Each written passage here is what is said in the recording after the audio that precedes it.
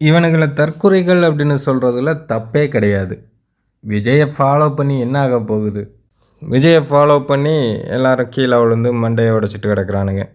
விஜய் வரும்போதே இன்றைக்கி ஆம்புலன்ஸ்லாம் அலற ஆரம்பிச்சிருச்சு. அவர் வண்டியை ஃபாலோ பண்ணி என்ன தாண்டா பண்ண போகிறீங்க? அங்கே வந்து பேச தானே போகிறாரு. அங்கே போய் பார்க்க வேண்டியதானே.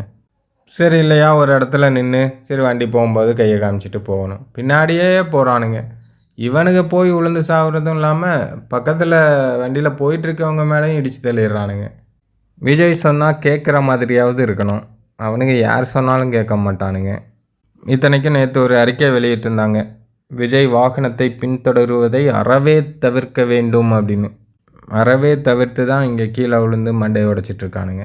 இவனுங்களுக்கு கீழே விழுந்தாலும் பிரச்சனை இல்லை, அல்லது வேறு ஏதாவது ஆனாலுமே இவனுங்களுக்கெலாம் பிரச்சனை இல்லை. அவங்க குடும்பத்தினருக்கு தானே தெரியும். இவனுங்களுக்கு விஜயை பார்த்தா போதும். விஜய் என்னமோ பார்க்காத அதிசய மனிதர் மாதிரி. இன்னும் இது மாதிரி எத்தனை சம்பவங்கள் நடக்க போகுதோ.